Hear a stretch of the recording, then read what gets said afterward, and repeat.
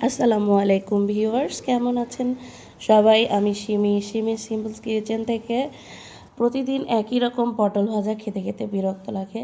আজকে আমি আপনাদেরকে একটু ব্যতিক্রমধর্মী পটল ভেজে দেখাবো। তো এর জন্য আমি পটল নিয়েছি বেশ কিছু, আর এই পটলগুলোকে আমি 4 ফালটা করে কেটে নিয়েছি। আর একটু মোটা সাইজের পটলই নিয়েছিলাম এখানে, আর ভিতরে কিন্তু বিচি ছিল না। এরপরে আমি এখানে হলুদ, লবণ আর মরিচের গুঁড়া দিয়ে দিয়েছি। এবারে খুব ভালো করে এভাবে মেখে নিতে হবে।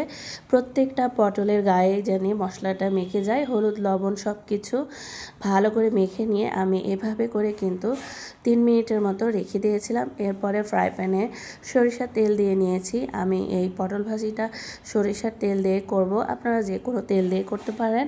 এরপরে যখন তেলটা একটু গরম হয়ে গিয়েছে তখন কিন্তু আমি পটলটা দিয়ে নিয়েছি। এখানে 3 মিনিট পটলটা রেখে দেওয়ার কারণে কিন্তু একটু সামান্য পরিমাণে সফট হয়ে যায় আর কি।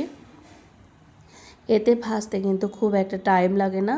এরপরে একটু উল্টে পাল্টে বারবার করে এভাবে নেড়েচেড়ে করে আমি পটলগুলো ভেজে নেব। আর অবশ্যই কিন্তু লো হিটে ভাজতে হবে। বেশি করে জাল বাড়িয়ে দিলে কিন্তু একদম নিচে থেকে পোড়া লাগবে। আর হলুদ আর মরিচের গুঁড়াটা একটু বেশি পরিমাণে দিবেন, তবে এরকম একটা সুন্দর কালার চলে আসবে। আর বেশিক্ষণ কিন্তু লাগে না এটা করতে। এরপরে যখন এরকম নাড়াচাড়া করতে করতে কিন্তু বেশ খানিকটা সফট হয়ে আসে আর সিদ্ধ হয়ে যায় ভিতর থেকে, তখন আমি একটু বেশি পরিমাণে পেঁয়াজ আর কাঁচামরিচ দিয়ে নিয়েছি এখানে। এবারে সব কিছু আবারও ভাজতে হবে। আর লক্ষ্য করবেন এখানে কিন্তু আমি পানি দিই নাই টোটালি।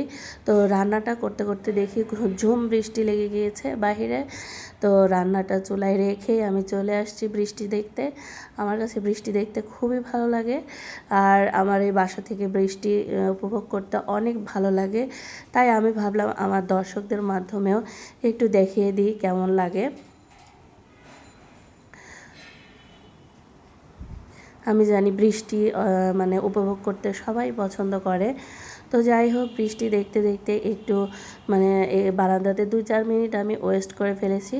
পরে দেখতেছি যে আমার পটল ভাজিটা একটু লেগে গিয়েছে।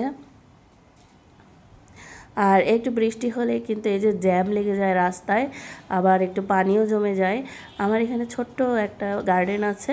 এই গার্ডেনে কিন্তু আমি শাকের গাছ লাগাই আর কি। তো এরপরে আমি এখানে পটল ভাজিটায় মাঝখানে একটু গর্ত করে নিয়েছি, ফাঁকা করে নিয়েছি, নিয়ে এখানে একটা ডিম দিয়ে দিলাম আর কি। এই ডিমটা একটু স্পেশাল, তেমন কিছুই না।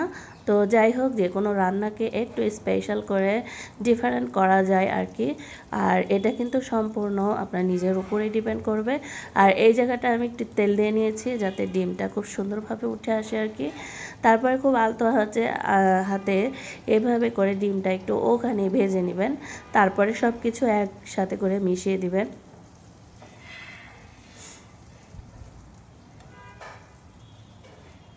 কিছুক্ষণ এভাবে করে রেখে দিবেন, তাহলে দেখবেন যে ডিমটা একদম সিদ্ধ হয়ে গিয়েছে। তারপরে সব কিছু খুব আলতো হাতে মিক্সড করে নিতে হবে। ওই যে বলেছিলাম একটু বৃষ্টি দেখতে গিয়েছিলাম, পরে আমার পোড়া লেগে গিয়েছিল, সেই নিচের অংশটা একটু লেগে গিয়েছে আর কি।